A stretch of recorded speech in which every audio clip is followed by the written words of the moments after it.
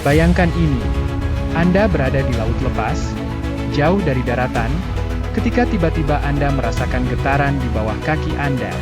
Getaran ini adalah tanda dari salah satu kekuatan alam paling dahsyat di planet kita, gempa bumi megatrust. Tapi apa yang sebenarnya terjadi dengan kapal di laut ketika gempa bumi seperti ini melanda? Apakah mereka aman? Atau justru menghadapi bahaya besar? Mari kita jelajahi fenomena alam ini lebih dalam. Gempa bumi megatrust adalah jenis gempa bumi yang terjadi di zona subduksi, di mana satu lempeng tektonik bergerak di bawah lempeng lainnya. Zona subduksi ini berada di bawah permukaan laut di banyak tempat di dunia, termasuk di sepanjang pantai barat Amerika Selatan, Jepang, dan Indonesia.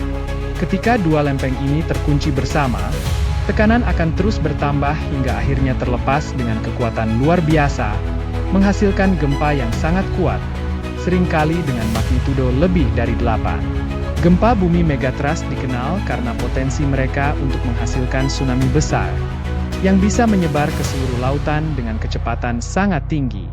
Saat gempa bumi megatrust terjadi, pelepasan tiba-tiba energi di bawah laut menyebabkan pergerakan vertikal yang besar pada dasar laut. Ini menciptakan serangkaian gelombang besar di permukaan air yang dikenal sebagai tsunami. Di laut lepas, gelombang-gelombang ini mungkin hanya berukuran beberapa sentimeter hingga beberapa meter, tergantung pada kekuatan gempa dan kedalaman laut. Karena panjang gelombangnya yang sangat panjang, tsunami di laut terbuka tidak terlihat seperti ombak besar, melainkan seperti gelombang pasang yang bergerak dengan kecepatan luar biasa, hingga 800 km per jam. Kapal di laut lepas, terutama yang jauh dari pusat gempa, biasanya hanya merasakan getaran kecil atau tidak merasakan apapun sama sekali. Hal ini karena getaran di bawah laut disebarkan di seluruh permukaan laut dan jarang mempengaruhi kapal di atas permukaan.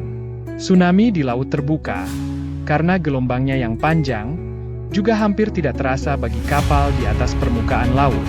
Kapal hanya akan naik dan turun perlahan seiring dengan pergerakan gelombang tsunami, yang seringkali tidak terdeteksi oleh mereka yang berada di kapal. Namun, ketika gelombang tsunami mendekati daratan, kedalaman laut yang berkurang menyebabkan gelombang tersebut melambat dan menumpuk, menciptakan dinding air yang sangat tinggi dan kuat. Di perairan dangkal, gelombang ini bisa mencapai puluhan meter tingginya, menyebabkan kehancuran besar di pantai dan pelabuhan. Kapal yang berada di dekat pantai atau berlabuh di pelabuhan sangat rentan terhadap kekuatan destruktif dari tsunami ini.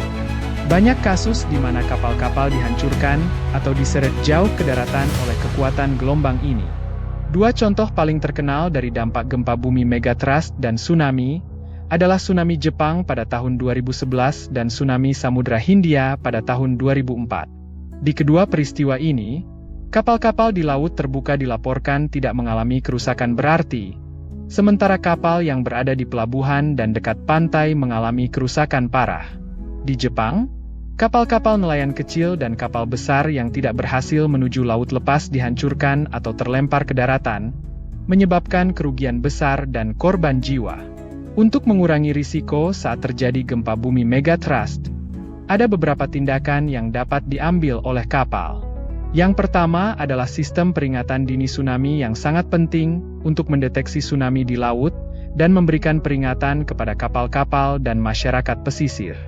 Jika ada peringatan tsunami, kapal-kapal di pelabuhan biasanya diperintahkan untuk segera menuju laut lepas, di mana gelombang tsunami kurang berbahaya.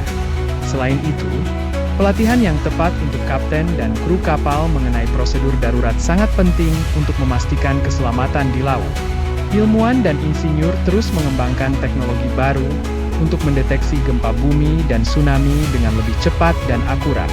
Salah satu inovasi terbaru adalah penggunaan sensor dasar laut dan jaringan buoy yang dapat mendeteksi perubahan tekanan bawah air yang menunjukkan adanya tsunami. Selain itu, teknologi satelit dan drone laut juga digunakan untuk memantau pergerakan air laut dan memberikan data real-time kepada otoritas maritim. Dengan teknologi ini, kita berharap dapat lebih siap menghadapi gempa bumi megatrust dan tsunami di masa depan. Gempa bumi megatrust adalah salah satu kekuatan alam paling dahsyat yang bisa kita hadapi. terutama bagi mereka yang bekerja di laut. Namun, dengan pemahaman yang lebih baik tentang bagaimana gempa bumi ini bekerja dan bagaimana kita bisa mempersiapkan diri, kita dapat mengurangi risiko dan memastikan keselamatan di laut. Terima kasih telah menonton. Jika menurut Anda informasi ini berguna, jangan lupa untuk like, subscribe, dan bagikan video ini. Tetap aman di laut, dan sampai jumpa di video berikutnya.